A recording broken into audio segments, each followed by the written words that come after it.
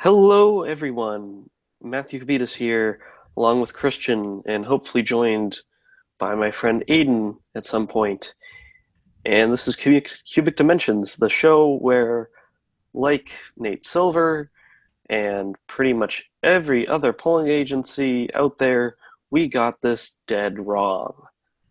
And that's probably going to be the main, uh, the center topic of the show. I don't even know if we're going to get to any other stories.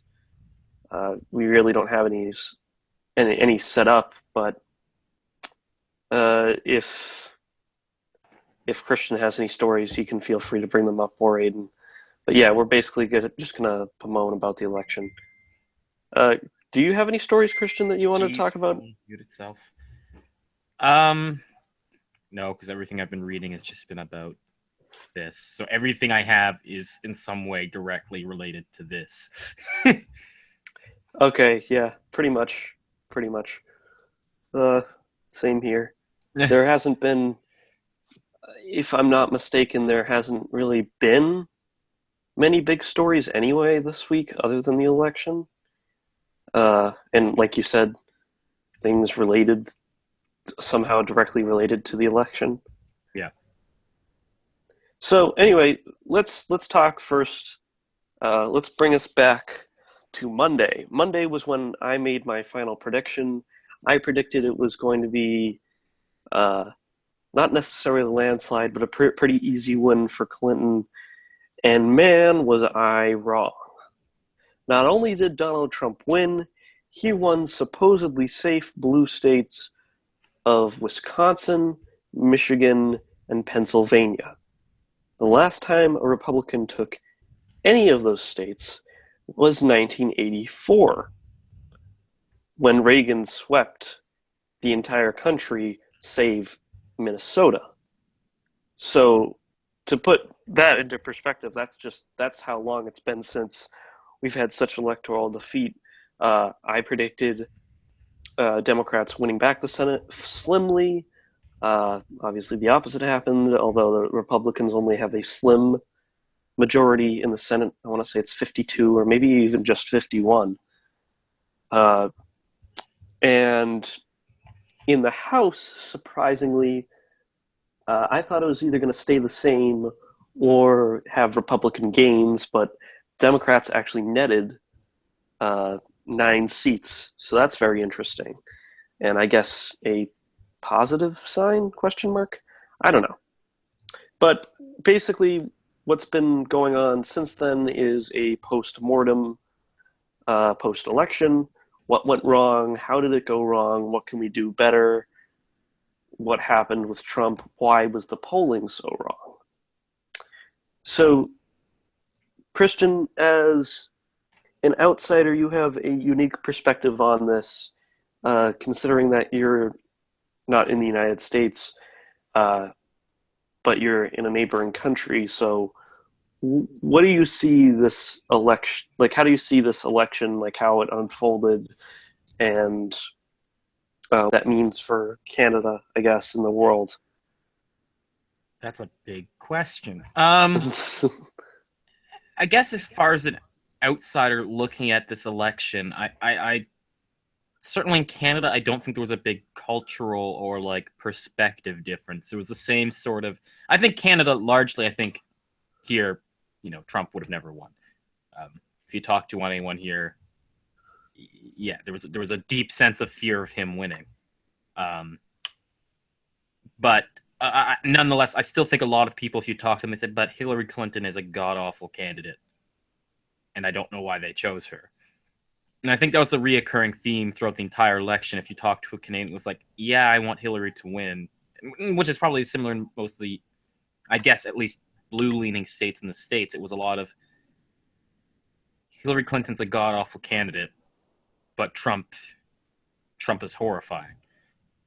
Um, but it's interesting because uh, I've talked to a lot of Americans through other channels, and it was interesting to see how people were making a different worse versus better argument. But I guess we can have that later. Um, but as far as how I see that affecting Canada and the world, I think the Canada-US relationship doesn't change terribly much because no matter what, Canada needs to be nice with the US. You can definitely see that in the reaction Trudeau had versus, say, Merkel, where Trudeau was like, I can't wait to work with the new American president. Like, he was just like, I am going to be nice about this. Um, he said that he looks forward to renegotiating NAFTA with Trump. So, Renegotiating, quote unquote, aka Trump's going to throw it out the window, yeah, well, we'll which is see. probably going to be one of the only good things that he does. Yeah, maybe. So I think that'll be interesting. I'd say my big fear then, as far as the Canada-U.S. relationship, is there being a trade war because 75%.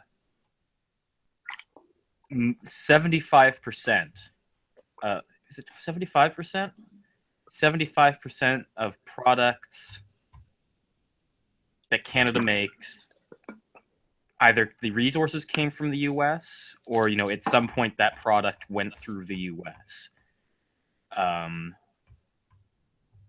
So that's a big part of the economy when you're each other's biggest trading partner, and I think that's my worry, is that you could have a trade war where there's you have the Canadians saying, well, we're gonna like protect our lumber from American lumber companies, and then the Americans are like, we're gonna protect our, like, that's a lot of those kind of tit for tat kind of deals. That's what I'm worried about happening, and just driving up the prices of those products. But aside from that, I don't think it'll matter too much in Canada, US's case. It's outside of that I'm worried, because Trump talking about making other countries pay their fair share for NATO. I don't think there's an understanding of how NATO directly benefits the US there, and I'm worried about that. I'm also worried about Ukraine. um, that could be that, like Ukraine in the Baltics. I don't know what's going to happen to them. I'm worried about that. Uh, you know, I don't know how that goes, because Merkel gave. I don't know if you saw Merkel's comments on this, but Merkel gave a very passive aggressive response to the U.S. election. I just wonder, because the EU is basically an extension of Germany, and I wonder how the EU is going to handle if NATO starts to fall apart with Trump being the president of the U.S. But that's all very speculative, and it's hard to come up with because it's Trump and you have no idea what he's going to do. It's hard to come up with an idea of how that's going to affect the U.S.-Europe relationship. But yeah, Yeah, that's my. can I just say, Yeah. I give Trump a lot of credit, not only during the election but afterward, uh, for his ability to change my mind about other people. During the election, he made me like Barack Obama and Hillary Clinton more, even though in the general context of things, I'm not the biggest fan of either of them. But now he's done the same with me with Theresa May and Angela Merkel. I didn't, I didn't particularly care for them, mainly because of their fiscal policy. But now, with his attitudes, it's like, can Angela Merkel run for president? Thanks. Yeah. I'd Yeah. much prefer her. Yeah. So yeah, well, Merkel certainly made a lot of friends in and outside of Germany with her response, because I think it was, in fact, a lot of the British press was attacking Theresa May for not having a response more similar to Merkel's. Canadian press gave Trudeau more of a pass, because I think there was a general understanding of, realistically, Canada's not in a good negotiating position with the U.S. to take a harder stance. Yeah. Well, I get why Theresa May didn't, because Angela Merkel's so established. She's been chancellor for over a decade. Mm-hmm. She does have the worries of Alternative for Deutschland going after her. For the most, it could be very likely that before the next election she steps down anyway. Yeah. because she's been in there so long. Meanwhile, Theresa May just got in. Like, she literally just got in, and on the heels of a Trump-esque nationalistic, all Mhm. near neo-fascist, if you want to call it, movement of her own in her own country. So I don't blame her too much for Yeah. being a little trepidatious at the moment. Yeah. I mean, and you've seen her do the same thing before too, like with Brexit when uh, she was asked by a reporter, "What does Brexit mean?" She said, "Brexit is Brexit." Yeah. All right, well, that doesn't clear anything up. No. No, But that's I mean, that's what she's got to do. That's what she's got to do because she's on very fragile ground right now. mhm. Not to mention the increasing popularity and threat that Jeremy Corbyn poses. Yeah. So, Yeah. Also true. It's so that'll be the interesting element of this. If this populist wave continues, and if it continues to be a right wing phenomenon, because um, there are scarier people than Trump, I think, especially in Europe, just because they're smarter. They're smarter and perhaps more committed to the bad elements of themselves, especially the Front National in France. So we'll that I think will be a worrying part because that might inspire some. This might embolden some scary people going forward around the world. well, yeah, I think, yeah, exactly. Like you said, it's already done that with Marine Le Pen. She's already been like, "Hey, be on the lookout. I'm basically the Trump of France, and here I come." Yeah, Oh, yay! And obviously, we have elections in France next year as well as in Germany next year, so yeah, that's always reassuring. yeah.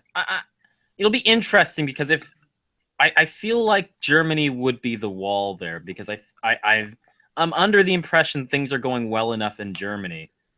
When I've read about uh, how people view the current ruling coalition in Germany, it's a lot more positive than it is in the U.S. or in Britain or France, for that matter. I've even heard that a lot of it has to do with the fact that the Green Party is such a major player in that the Merkel's party has to take them seriously, and it forces them much further to the left than they might otherwise have gone.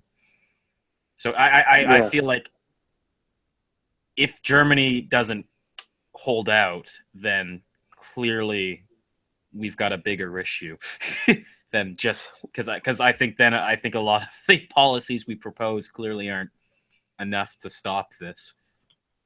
Well, the good thing about Merkel that she has going for her is that she is a consensus broker, but she's also not weak. Yeah. She knows she's tough in her rhetoric, but when it actually comes to governing, Hmm. she knows when to give and when to take. Yeah. The problem, and I guess that's a problem that, again, give her time because she's still settling into the role. But that's a problem Theresa May has right now because she doesn't know what the hell she's doing. Yeah. And if she doesn't adopt a similar attitude before the next election, then that doesn't look good for her. And I think I think if that's been Corbyn doesn't win the next election, we also have a problem. yeah. Well, what I was going to say is I think that's been a problem for President Obama. Is he he's very good at knowing you have to give something to get something. Yeah. However, especially in his first years in office, he did that too much Yeah. because he thought the Republicans that he was dealing with as president were the same Republicans he was dealing with when he was a senator, Yeah. which is not the case at all. And he didn't come to that realization really until after the 2014 elections. and then he started to actually be a stronger presence and be a more definitive presence. Mm-hmm. And even at that, it wasn't that much of a change. And it was too late So anyways. yeah, so I think going into the Trump administration, Democrats need to do a lot of things, but they especially need to learn from the, I guess, the model of Angela Merkel and be tough, but know when to give concessions. Hillary Clinton kind of had that sort of uh, personality. Unfortunately, she was too riddled with BS scandals that way too many people bought into. Mm-hmm. Uh, so that was her downfall. But Where I there's smoke, think there's fire. smoking gun, man, smoking gun. Yeah. Um. Yeah. These Well, people are so evil. I guess that gets us into then perhaps back to the original question: why was everyone so wrong about whether or not she would win? Um, and I suppose that's a portion of it. There, it's just people were so people have such a negative opinion of the Washington kind of New York elite establishment. And I say that with jazz hands and like fake conspiracy theory stuff, but that is actually a thing that there might be some legitimate reason to dislike. Um, when you have so little public trust for that, and then someone comes up and says, someone who's running says, basically, I am that. I am their kind of candidate. I'm running on their behalf.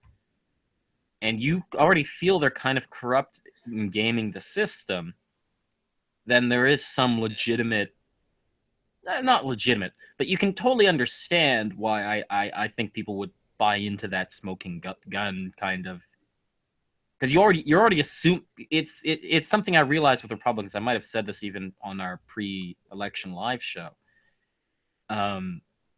In their opinion, she's a mob boss. Like she's done it. In their opinion, she has done something wrong. You just have to find something to get her on to stop her, because in your opinion, she is evil. That's already, like, that doesn't require any proof. Um, Yeah, I believe that was what that's exactly what we were talking about before. Is that people, yeah, they keep slamming her on stuff because they just know in their gut that she did something wrong and they need something to stick. mm-hmm. So, and I think it's the I don't yeah, I guess we'll get more into why they couldn't overcome that, but that certainly I think was the biggest problem was you had that in the final few days. You had you had the whole, we are going to look into Anthony Weiner's emails now to see if Hillary Clinton's involved, and then that became we're reopening the investigation. When you had that, but I honestly think by that point most people had already decided and she was done. Oh yeah, well there was, I believe I brought it up in the last show, but I'm not sure. There was a poll made that said like when they quote unquote reopened the investigation, they really didn't, but that's what it was spun as. When they did that, I want to say it was like well over 60% of respondents said that wouldn't change their vote, not Yeah, necessarily for or against Clinton, but it just wouldn't change their vote. yeah, And yeah. it's it may have changed the minds of the 11th hour undecideds, Mm-hmm. but for the most part, I think people had made up their minds.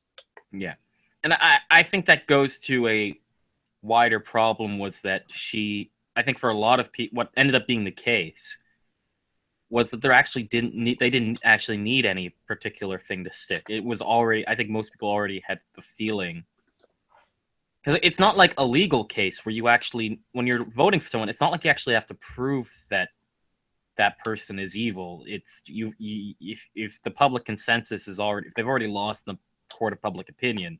That's actually all you need. And I think that's what came around in the end was in the court of public opinion, she was already guilty of something. It didn't need to be Yeah. anything in particular. It just people just felt she was already guilty of something and then became irrelevant. So Well, yeah, that you can't even say that's like so the Republicans did a good job. It's just simply a matter of no, she was she lost herself. yeah. What's it in the West Wing episode Ellie, uh one of the Surgeon General gets in trouble because she says there's no reason why marijuana should be a Schedule One narcotic, and she's talking to Leo and says, "What I said wasn't wrong," and he goes, "Yeah, I know, but you're going to be put into hearing after hearing," and she goes, "Well, those hearings are going to find nothing." He goes, "Yeah, it doesn't matter. All the Republicans just need to say is your name and drugs as many times as possible." Yeah, and the association is already done. Yeah, And I like think that goes people. to it. Yeah. Well, I Sorry. was just going to say, like with Susan Rice, she was presumed to be President Obama's handpicked successor for Hillary Clinton as Secretary of State. Mm-hmm. But after the Benghazi thing and after the election, all Republicans had to do was say her name and Benghazi, because no one really knew anything about her Mm-hmm. before then. Just her name and Benghazi over and over again, and before you know it, her nomination's off the table. Yeah.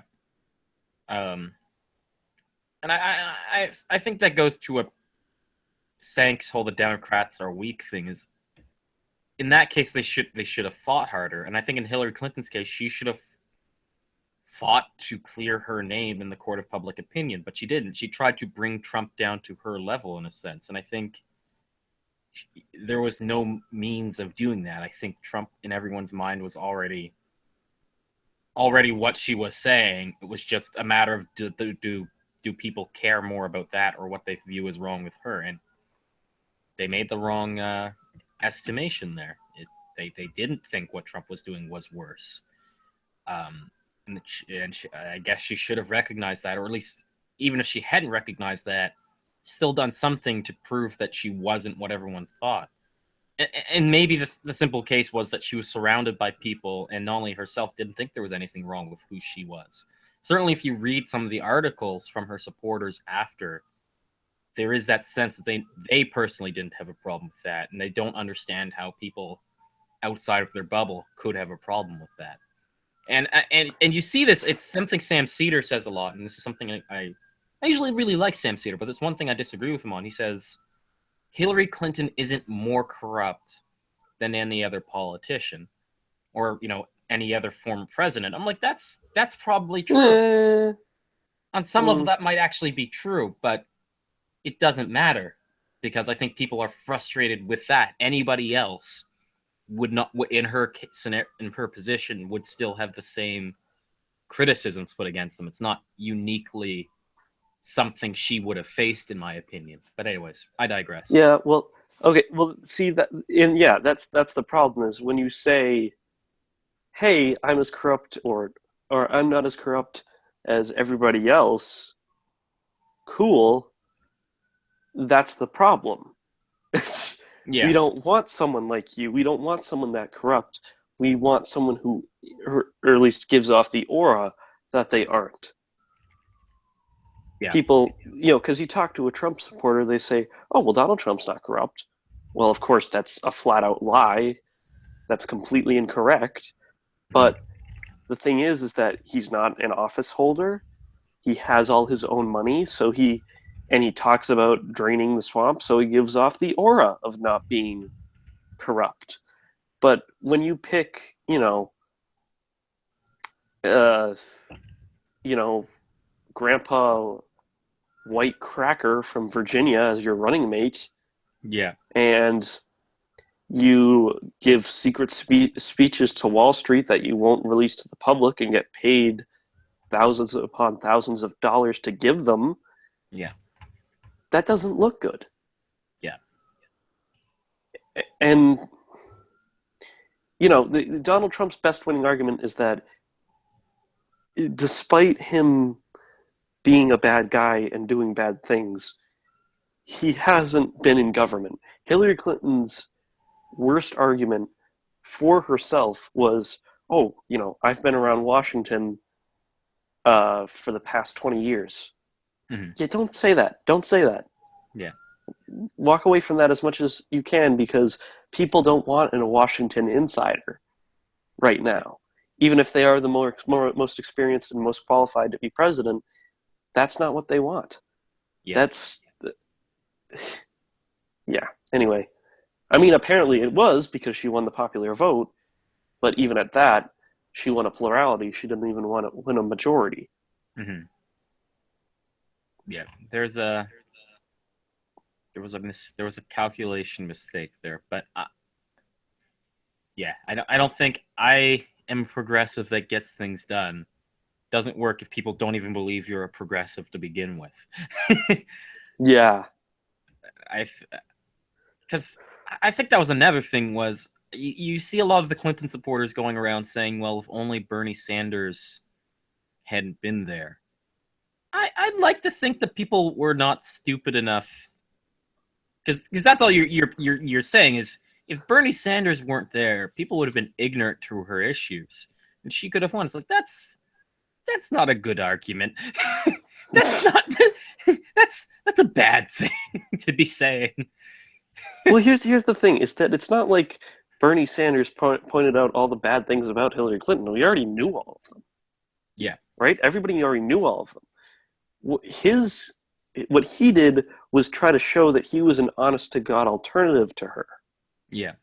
Because all of his voters, or most of them, were going to vote for Hillary Clinton anyway.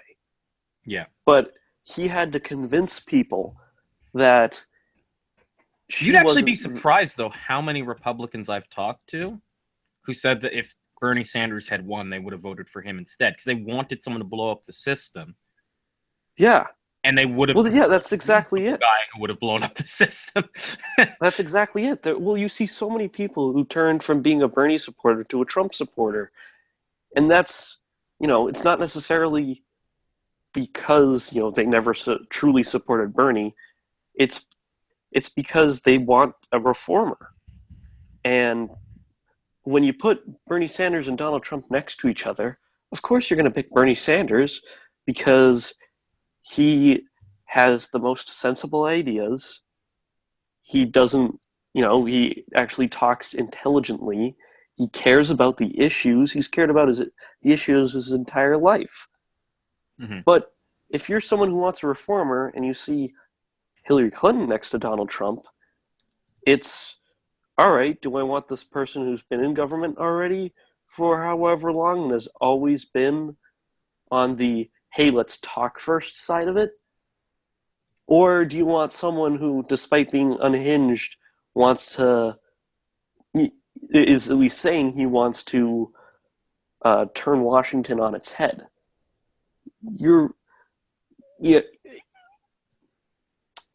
For most people, apparently, is that they're going to go with the former and not the latter. So that's just how it works. And yeah, I've talked to plenty of people who were registered Republicans who said, yeah, if it came down to Donald Trump versus Bernie Sanders, I would definitely vote for Bernie Sanders. There's been polls, although they're hypothetical, and a real election that's actually a few months long would actually bear it out probably differently. But it showed Bernie Sanders beating Donald Trump in Georgia, in Florida, in Ohio, possibly Indiana, North Carolina, Texas, yeah, Texas, in Texas, in Montana, in Arizona, in states, in Iowa, in Missouri, in states that we thought were deep red. Bernie Sanders would have beat Donald Trump. Why? Because he actually had a message that resonated.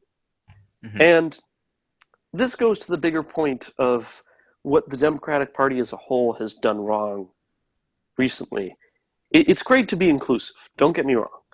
You need to have a broad coalition, especially when we're getting towards and I'm talking politically right now. I'm not talking moralistically right now. I'm talking politically.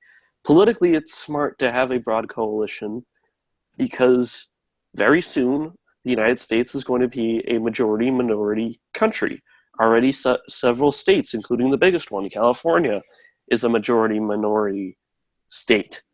And we're getting towards that very quickly, so it makes sense politically to have a broad coalition.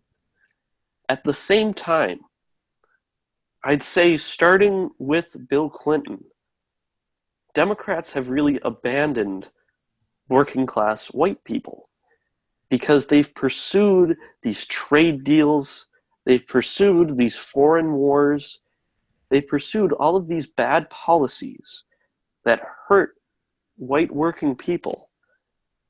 And then when they turn on them and join the Republican Party because they're saying, hey, we stand against that, all of a sudden the Democrats go, oh, well, would you look at that? You know, solid South now. Too bad for that, you know. We won them a few years ago, but it's gone. It's all gone. What are you talking about? I guess they and their donors made like a political calculation that we can always win, you know, the Northeast and California. If we can pick up a few things on the side, then that's all we ever need. And I guess they were wrong. Okay, so politically it makes sense to say, hey, we can, especially in the way this system works, we can stick to our strongholds and then pick off at swing states. That makes sense, right? But when Howard Dean was DNC chair, I know he's running again, but I'd prefer Keith Ellison, honestly. Yeah. But when he was DNC chair, he oversaw two elections, 2006 and 2008. Now, he wasn't the only reason, there were many reasons, but he was a big reason why those were two blowout years for Democrats, years where Democrats absolutely swept down ballot races, and of course a presidential race. Because he didn't say, hey, let's just stick to our strongholds and maybe try to whittle away at some states we might be able to pick up. He said, no, we're going to go into the Republicans' homes. We're going to go into their homes and we're going to just take over their lives, right? Their kids are going to start calling us their parents. We're going to be sleeping with their wives. We're going to be showing them that we own them. And we're going to be doing this everywhere. And would you look at that? Democrats won overwhelmingly because they had a message and they had a strategy that resonated with people. Mm-hmm.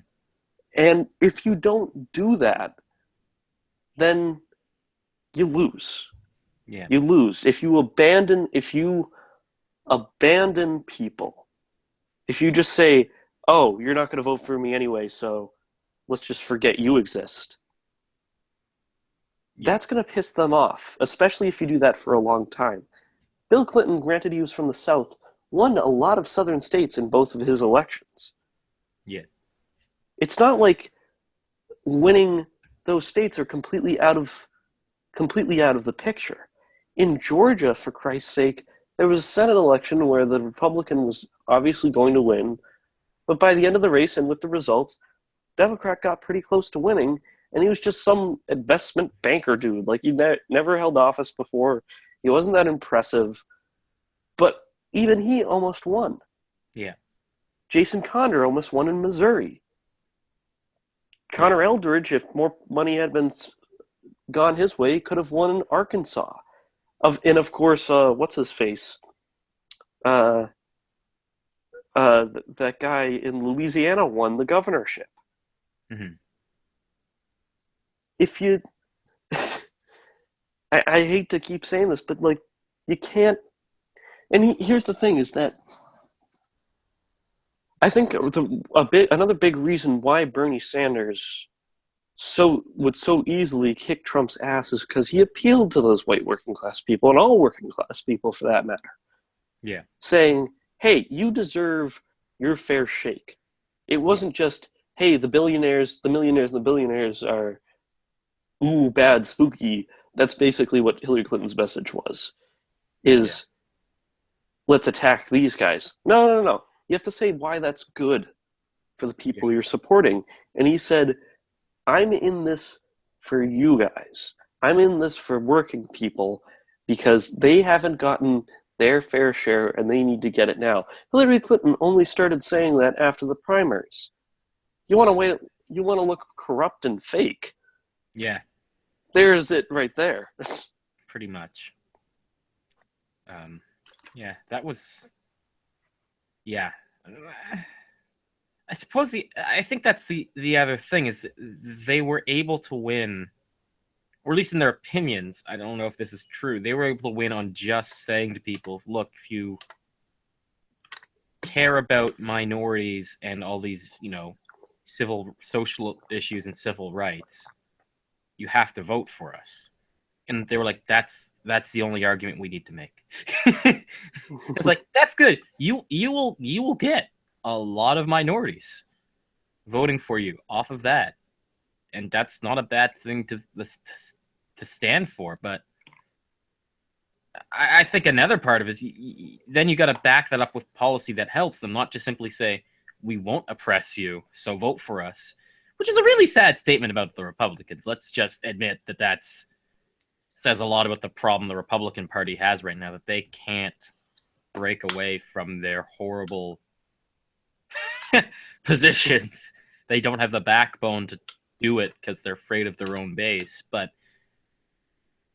I think the Democrats need it might just simply be because they have their donors and they don't care to go against what their donors demand of them and, get money out of politics and all that. But I think that's part of the problem as well, is they just simply were content to make that argument, get the white people who care about those issues and the minorities to just be your side, just off saying, well, look how crazy the Republicans are, and then that's all you need to do. Because really, I think that was a big part of Hillary Clinton's campaign was, look how crazy Donald Trump is. See, I'm reasonable.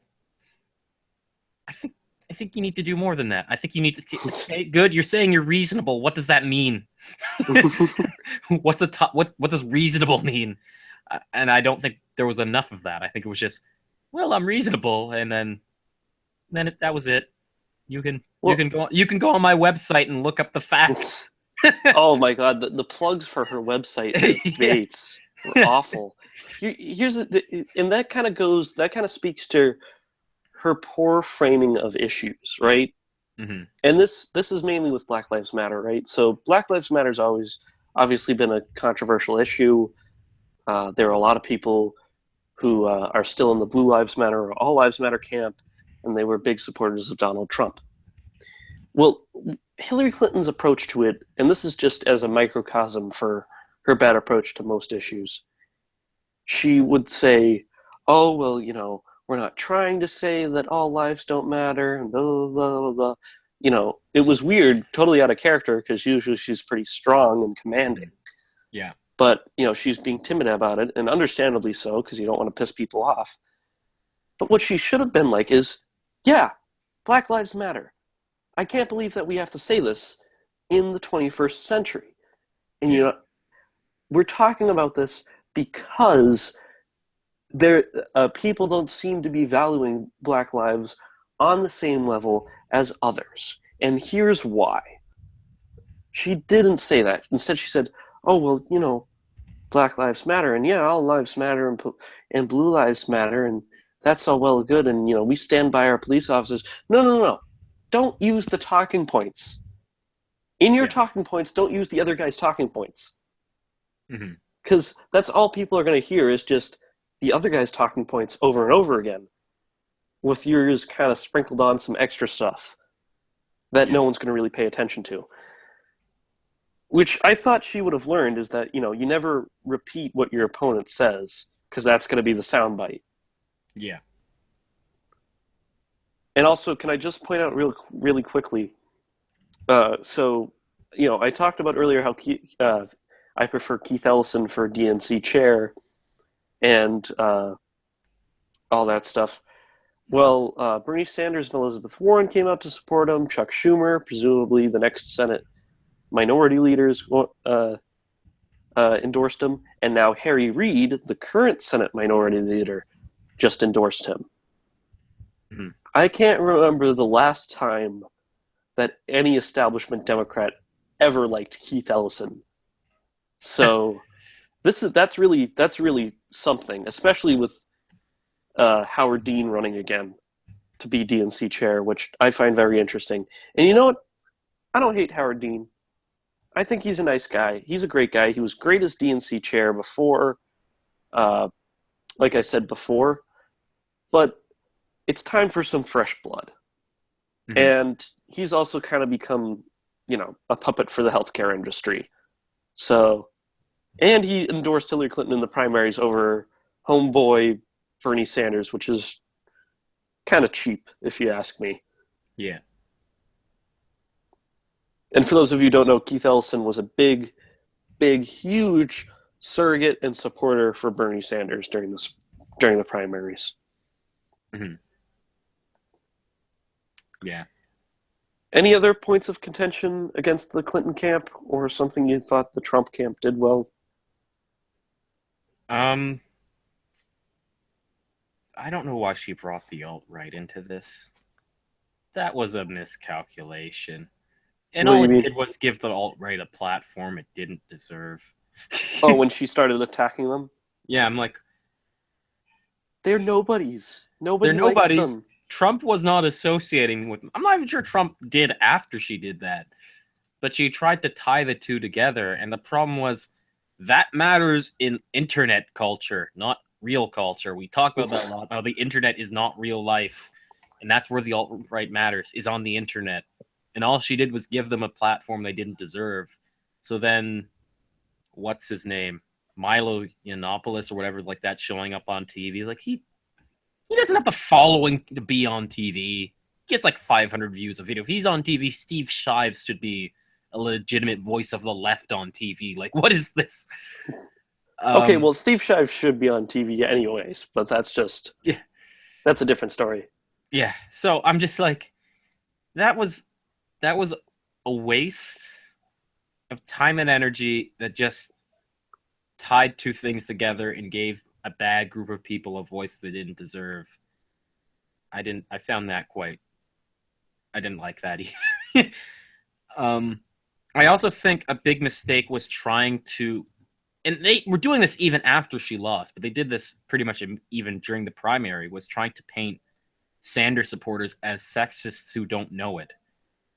I think that's a big reason the young vote really didn't come out in the election, was because they'd been attacked by Hillary Clinton. They thought attacking the Sanders supporters in that way would get them to say, oh, maybe I should vote for her. No, that was not what was going to happen. I think that goes back to something we were saying earlier, is when, a working class white person says, yeah, I'm going to vote for Republican, you say, yeah, he's racist. It's, well, if a left-wing person doesn't vote for Hillary Clinton, yeah, he's sexist. And then you don't have to, in your opinion, like, that's a cop-out, so you don't have to address the issues they're bringing up. That issue does still remain, though. And if you don't do anything to address it, that issue will still remain and it will keep coming up. Like, she never successfully gained the confidence of Sanders supporters. I think I think that ended up mattering. If you have a 25 or 30% drop from the young vote that Obama was getting, that was another big miscalculation, in my opinion.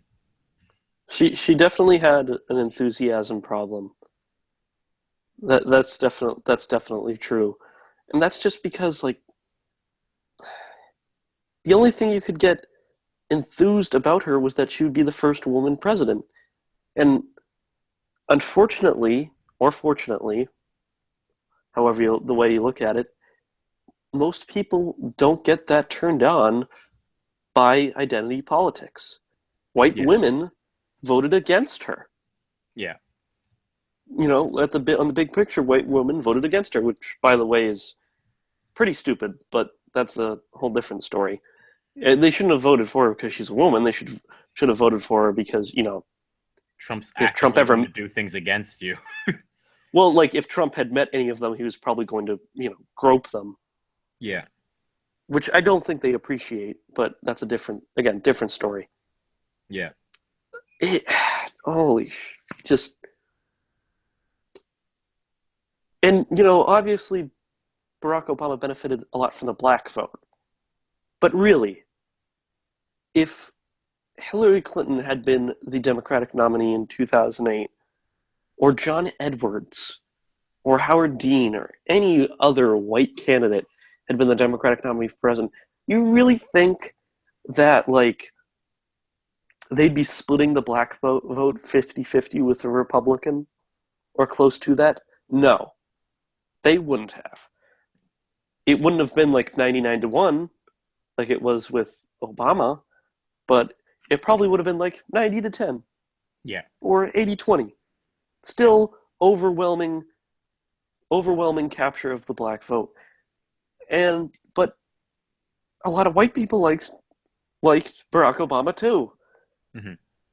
Because newsflash, black people are a minority in the country. You can't win off the money. Yeah, can't win off 15% of the vote. Not only are they a minority, that there's more Hispanics than there are black people. There was a point when there were many more black people as a percentage of the population, but that's changed dramatically over the years. Yeah. So, and that comes with enthusiasm. I bet you can ask almost anybody who voted for Barack Obama in 2008 and maybe even in 2012. They did so enthusiastically. They did so because they liked him and they wanted to vote for him. You ask me, you ask my parents, you ask any one of my friends, most of them say, yeah, I voted for Hillary Clinton. Kind of had to. Mm. And against a guy who is the literal embodiment of white American trash. And you have the people voting for his opponent saying, yeah, I guess I have to vote for her. That's not a good sign. Yeah. Yeah. So, she actually lost the white woman vote. I'm surprised by that. I believe so. I might be here. Let me look. I know it was close, which again is still either way, whether one way or the other, being close is ridiculous. Let me see. 1 second.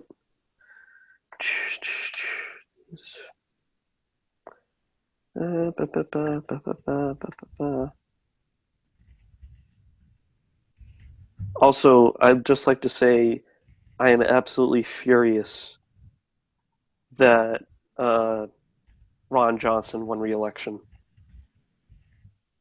I'm sorry, I don't know who Ron Johnson is. So he beat Russ Feingold back in 2010, and Russ Feingold was basically the progressive leader in the Senate before Bernie Sanders and Elizabeth Warren. Okay. And he got defeated in the 2012 Tea Party wave, and he ran against Ron Johnson again this year, and mainly thanks to the surge of Trump voters who, I guess, voted Republican 2 down ballot. Russ Feingold lost again. Yeah. Here's the thing that you have to realize that I was reading Foreign Policy and they were pointing this out. Most people don't know what Congress or the Senate does. They know the president, and that's the beginning and end of their understanding of what's going on in the world as far as politics. So your candidate greatly affects the down ballot races because of that, because everyone's like, well, I don't like the blue person, so I will not vote for any blue people. Not even like you don't have the time, the care, or the patience to find out what the other blue people are individually. So that's down ballot race is greatly affected by what goes on as far as the presidential race. Um, to make a slight plug for Canadian system, that I think is a benefit of ours because when you go to vote, you are literally just voting for your MP for your riding. That is all you vote for. You get a card with 4 names, you click off the name, and that is beginning and end of what you do. So there's a lot less room for getting confused. um, so yeah, there's a downside to voting for your senator, congressman, and the president all at once like that. Then again, at least you get to you have an elected Senate. Our Senate's not bad. So. Well, can I just say real quick Yeah. that Maine, which is infamous for having strong third parties and thus elections resulting in very unpopular winners, just passed ranked choice voting, which will be implemented, which will take place in 2018. So yay! Maine, yay! And to speak to the white woman vote that I was talking about earlier, Trump won the white woman vote 53 to 43. Wow. Clinton didn't even get that. That's actually super interesting as well because when I was doing a lot of the reading, that they were saying that's a big reason Sanders didn't win. Is you had a lot of these, or not a big reason he didn't win, but it was a big stat they were pointing out that women over the age of 40 supported Hillary Clinton almost unanimously. So I guess then I wonder then, was there like a younger group of women who were educated, not educated, all the same, who were just like, yeah, I didn't like her to begin with. I'm not going to just vote for someone just because they're a woman, because it's something that one of the articles was pointing out. And I did this almost a year ago now, I'm remembering. I was reading this article and talking about it here. The woman was pointing out that if you're a woman who was 30 or younger, you haven't grown up with the same sexism that women who are older than you have, and you kind of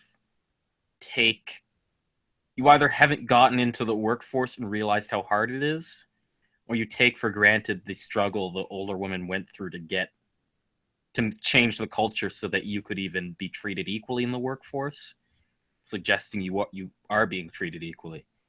And it was interesting to read that. So I wonder if perhaps that's why she lost that vote, was because once that younger group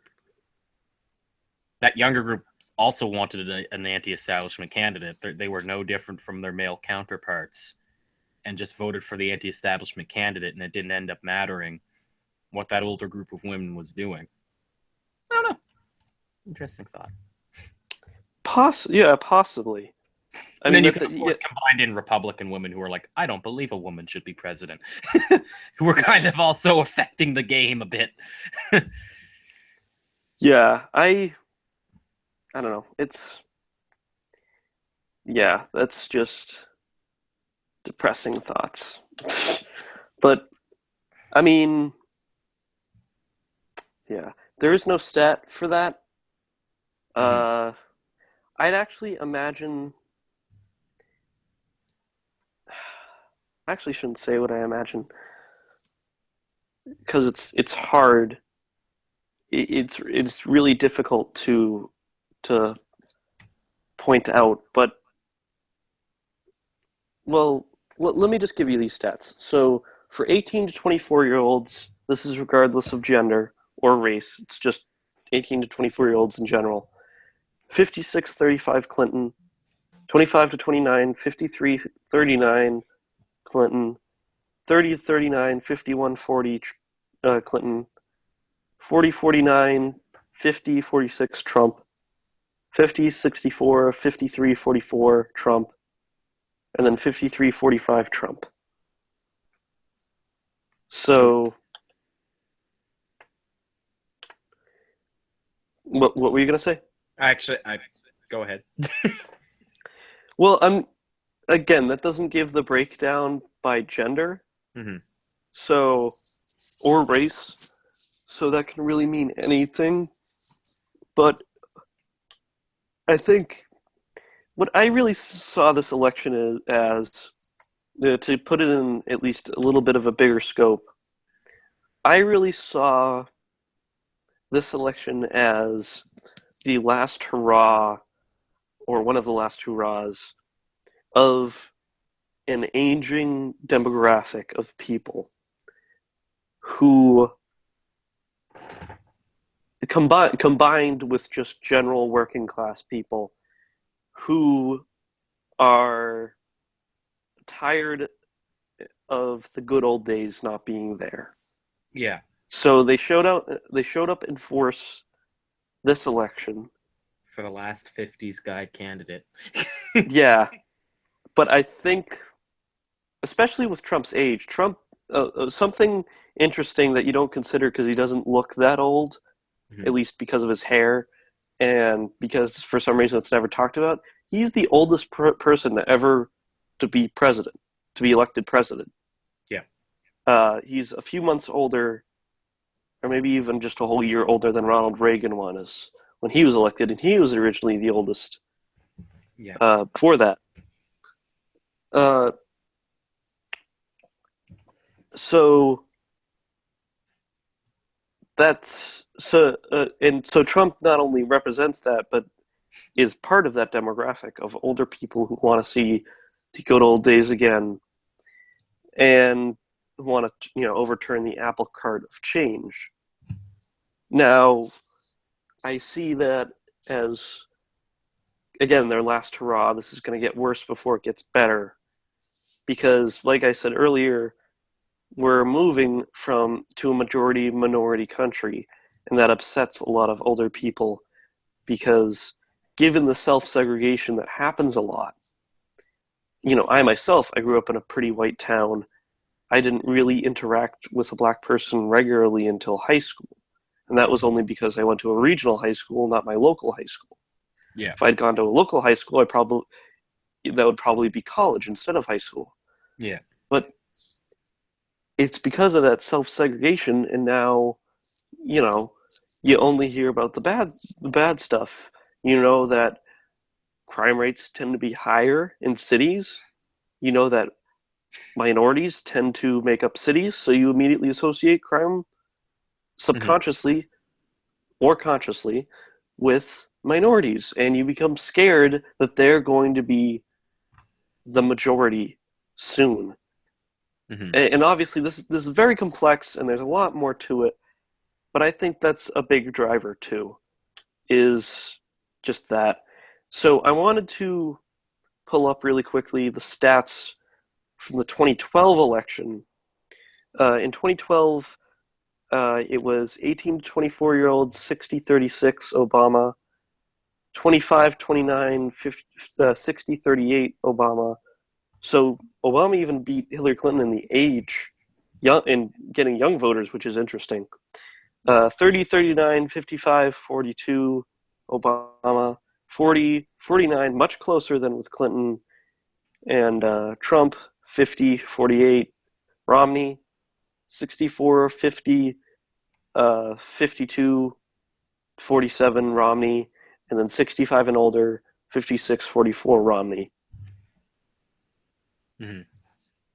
So that's that's really telling, I guess, of the lack of enthusiasm that there is that there Yeah. and this is coming from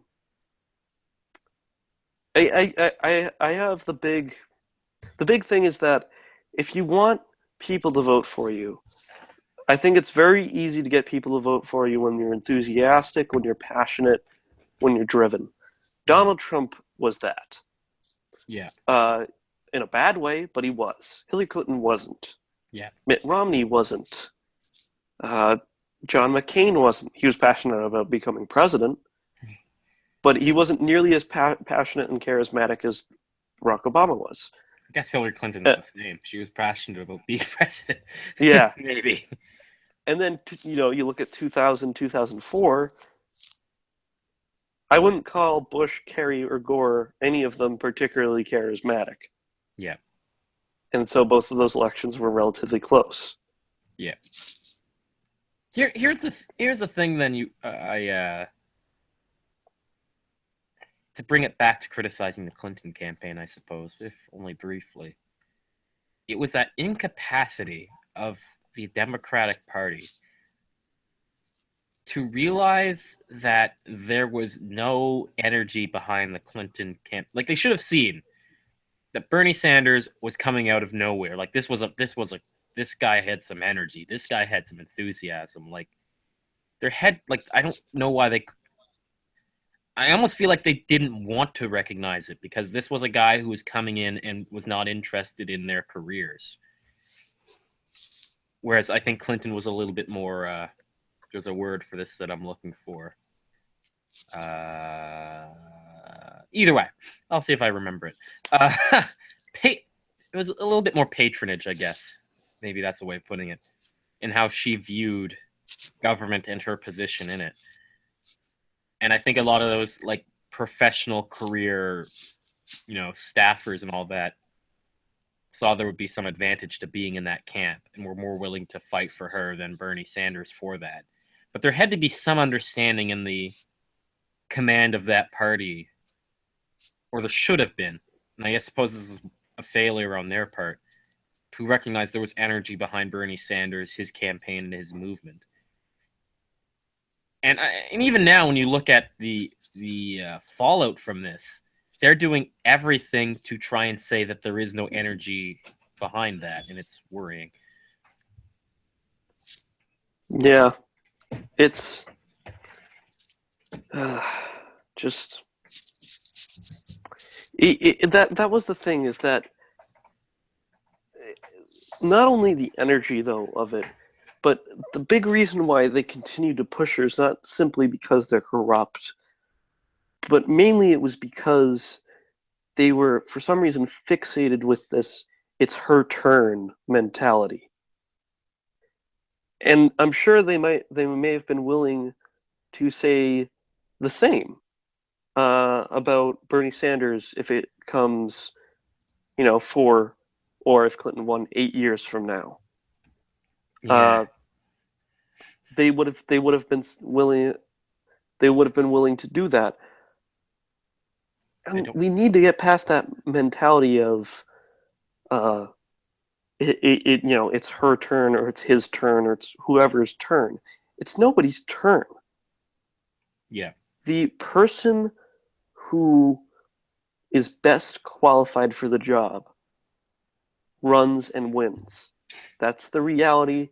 That's how it's always been, and it always should be. When it was I'm trying to think of a decent example. Oh yeah, so this is taking us way back, but 1824, right? Mm-hmm. It was John Quincy Adams against William Crawford, Andrew Jackson, and Henry Clay. Well, Henry Clay and William Crawford helped, since they were clearly not going to win, kind of helped John Quincy Adams get into the presidency, because there'd been this long history of secretaries of state, of which he was, becoming president when the position opened up. And so their logic was, oh, it's his turn to be president. Well, okay, cool. He's Secretary of State. The tradition, if you will, has been the Secretary of State succeeds the previous president. But that doesn't matter. That's not. Yeah. It doesn't matter that he's the Secretary of State. What matters is whether or not he is who the people want. Mm-hmm. And clearly, through the popular vote and the electoral vote, Andrew Jackson was who people wanted. Now, I don't like Andrew Jackson. I think he should have never been president. But he won. That's the reality situation. He won. Mm-hmm. And so he deserves to be president. But no, It was because it was John Quincy Adams's turn, Hmm. and they fixed it for him. And it's not how we should operate a democracy. A democracy is by by itself, by its own being, a meritocracy, right? At Hmm. least based on whoever runs. Well, It's not. Hmm? there's some argument to be made you can never have a true meritocracy, but Well, that's a long it. rambling discussion. Yeah, it's the best you can get to it. Yeah. It's as meritocratic as you can get it. Yeah. So in theory, it's a meritocracy, and the people who are best merited, the person who's best merited in the election should win. Yeah. Now, for some reason, we're fascinated with this idea that it should be people's turns because of one reason or another. Oh, her husband was president, or his dad was president, or he's the Secretary of State, and secretaries of state always succeed the president, and blah blah blah blah blah. And we've had 2 terms of president in this party, so it's the turn of the next party to have the White House. No, that's not how it's supposed to work, and clearly it didn't this election. Yeah. Yeah. So I guess a final point to bring it to is how much do you think of what Trump said was just him trying to pander to a crowd because he didn't really have any plan? In fact, he wasn't even thinking he was going to win? Or do you think he says, these are legitimate feelings I have, and I will try to act upon them? Well, he's had a few announcements in the last few days. A major one being uh, he's going to keep most of Obamacare or parts of Obamacare, Hmm. which he kind of has said before, but has railed against it too. He said he's going to deport 3 million people. He says he's going to back us out of the TPP and NAFTA. So I think with as much as he doesn't want to be the average politician, the average president, it's going to be a lot like every other president that he pursues and gets done some of the things that he said he would, and some of the things that he doesn't, and sometimes he doesn't. Yeah. It's and he's just so odd and so unhinged and so out there that I think it's really difficult to tell. Hmm. Yeah. That'll. I almost feel as if he himself is not the scary part. It's the party, especially after the Tea Party movement, that he's a part of that scares me. Well, Because here's the thing. because in my opinion, there's much more effective politicians within that party with far more potentially damaging ambitions than Trump's. Well, here's the thing. I think there were 2 people. One guy, I think his name was Lichtman, who I berated against, but obviously owe an apology to, and Michael Moore, who they both predicted Trump was going to win. Yeah. And I dismissed them at first, but hey, they ended up being right. Now, they also predicted that should Trump run, which he did, he's going to be impeached. Yeah. I see that. I think that's very likely. If Yeah. he goes the way that he has acted like for the past year and a half, and Hmm. indeed for most of his life, I think it's difficult. I think it's a difficult case to make that on election day, 4 years from now, we'll still have a President Trump. I think within the next 4 years, we're going to have a President Pence. Yeah. And the good thing about Mike Pence, he's a lot more predictable than Donald Trump. Yeah. The bad thing about Mike Pence is that the things you can predict about him are very, very, very, very scary and bad. Yeah. Another thing, a Republican Congress is going to have a hard time working with Trump because they don't want to do the insane things he wants to do, but at the same time want to appease their constituents. With Mike Pence, he seems like a reasonable person to the voter, and he's something that congressional Republicans can definitely work with. Yeah. He was a congressman for a time before he became governor of Indiana. Mm-hmm. So it's very possible that we will have a President Pence, and it's very possible that he can do a lot more damage than Donald Trump can. Which Yeah. is why these people protesting Trump since the election, I hear you. I'm mad too. What we need to do is organize. Mm-hmm. We need an organized resistance to what Trump is doing. I don't mean an armed resistance. I don't mean, hey, let's start the Rebel Alliance. I mean, politically, we need to stop him. We need to push our congresspeople, our senators. We need to push everybody to be against what he proposes and what eventual President Pence will do. And in 2017 in local elections, we need to support people who oppose Trump and Pence. We need to do the same thing in 2018 during the midterms, 2019 during any off-year elections, and in 2020 we need to support the most progressive, firebrand, working class hero that we can. Mm-hmm. Whether that's a Democrat or not. However that works, it's most likely going to be a Democrat. That's the reality of how things are. But like how the Republicans have made the Democrats look silly, have made us look completely embarrassed. Although it's a lot of our fault too.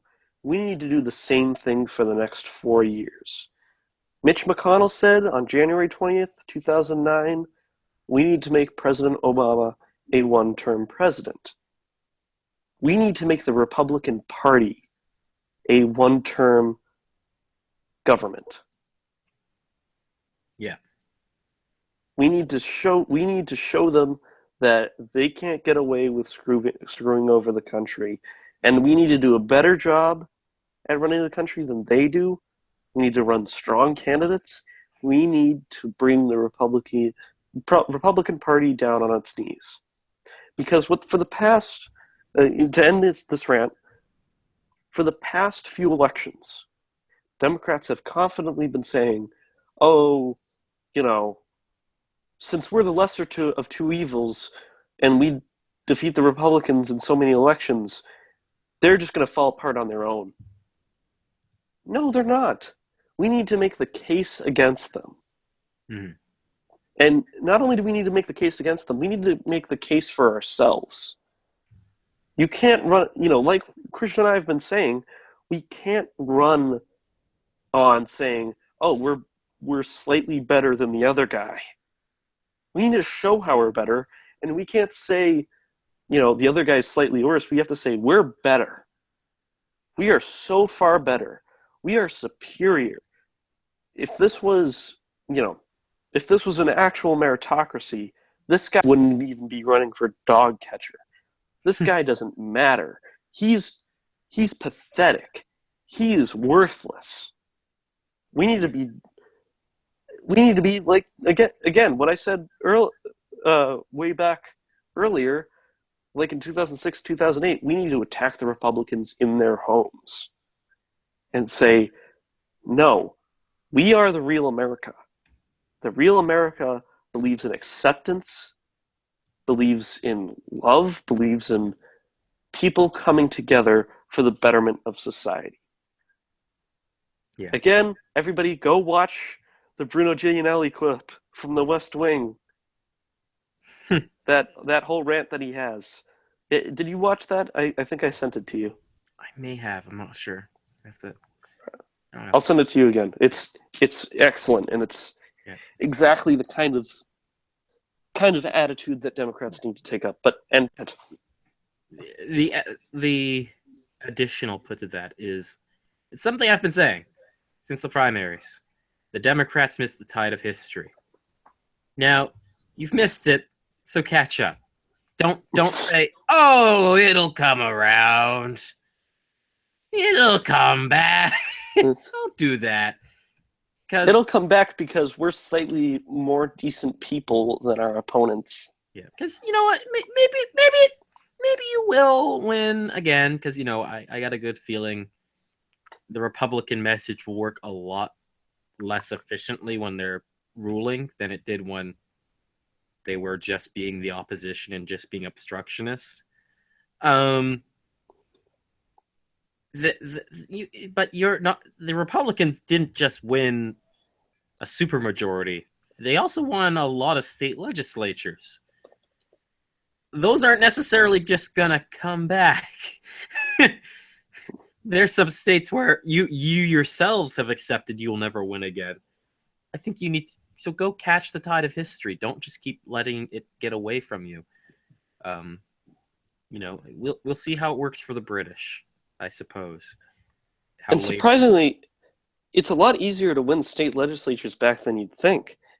These guys practically lose the elections for themselves Mm-hmm. with their, oh well, I don't know that much about taxes, but like there have been so many clips in the last 8 years of just state lawmakers saying the stupidest shit, and Mm-hmm. it's like, what, you run a state, Yeah. you run, you know, a good portion of the U. Okay, Hmm. that's great. That's great to know. Jeez, You write the budget for that state. Oh, great. I'm horrified. Anyway, any other final thoughts? um, final. This is. I don't want to start a whole new topic train, but this was something interesting I found. I don't know if you've seen this clip. It's from a British comedian. I'll see if I can find his Oh name. yeah, and he's like yelling and being like, "Hey," he's basically been saying what we've been saying this whole time, Yeah. and like the Democrats need to stop just being like, "Oh, now we can work with Trump." Like, no, raise hell. Yeah. Let's see if I can find his. I follow him, so I'm gonna see if I can find him. But it's funny because someone posted it on Facebook because it made quite a big round on my Facebook as well among my Canadian friends. And he said, "This is exactly what I think." He put words to my thoughts. In Canada, I'm happy I voted for Trudeau, and then I just sort of paused there, and I was like, I actually don't think the Canadian Liberals are that different. Um, it's I think a benefit they have is that Canada removes a lot of the identity politics from the equation, and I think that plays into both parties' hands in different ways. But nonetheless, when Trudeau was asked why he had a half male, half female cabinet, his answer was because it's 2016. He didn't make an argument. He didn't give a good reason as to why you should be supporting him. He just said, well, it's 2016. If you don't agree with this position, you're a horrible person. So I'm worried that perhaps the Canadian Liberals are putting themselves in a similar position to the Democrats, where they don't feel they need to make an argument. They just need to say, well, the other side is worse than us. So, because that worked, after you've lost for a decade and a half, there comes a point where that argument starts to work again, which is what I'm saying will happen with the Democrats if they don't change. But that doesn't help you stay in power.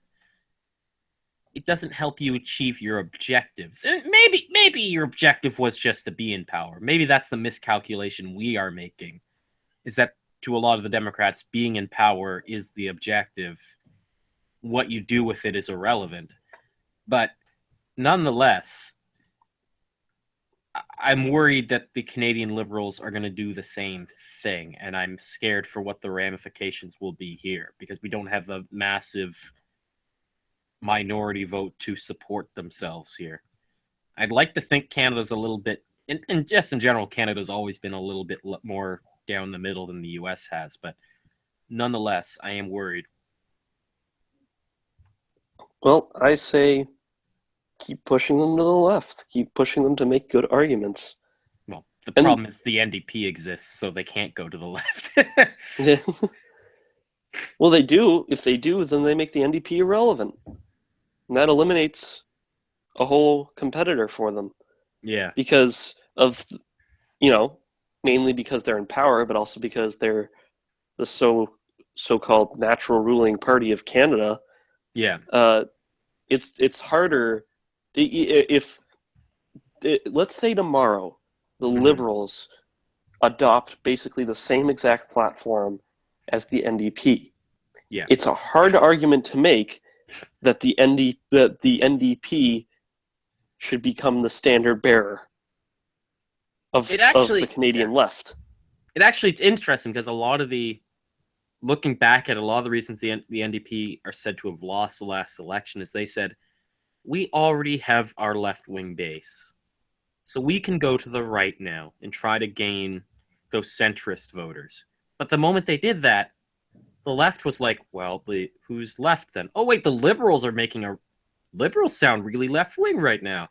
I guess I'll vote for them. So then the NDP bled their base. So that's the beauty, I guess, of having two left wing parties. They force each other to the left. Um, and then if you have a country that's 60% left wing, quite often you can get away with that. In fact, it's 70% left wing. Yeah. If you look at the demographics, 70% of Canadians are identified to some left wing position. Anyway, there you go. Well, that's that for you. Yeah. All right. Well, thank you guys for watching. One of my friends was supposed to be on, but unfortunately he couldn't make it. So maybe next week.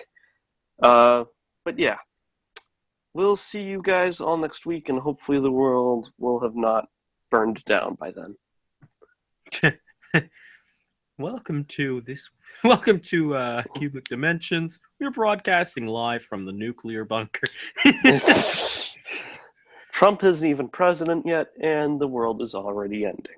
Yeah. Oh, and remember, January 19th, 2017, Obama's coming to take your guns. Yeah. What? Oh man, I love that. Obama, all those conspiracies about Obama. It's like, okay, he's not. He's now in the lame duck. Like, if he was going to send in the black helicopters and put you into FEMA camps, when? Like, oh my gosh, someone please call out Alex Jones on that. Like, at least Glenn Beck's coming around, but Alex Jones, everything he said was wrong. The sweet irony is that Donald Trump's actually going to come with the black helicopters That would be and take hilarious. people away. That is actually Well, no, he's literally going to, because he's going to deport 3 million people. that is actually true. Ugh. But anyway, okay. Show's over. Bye, Yeah. everybody. Bye. Bells toward none. All that jazz. Good night.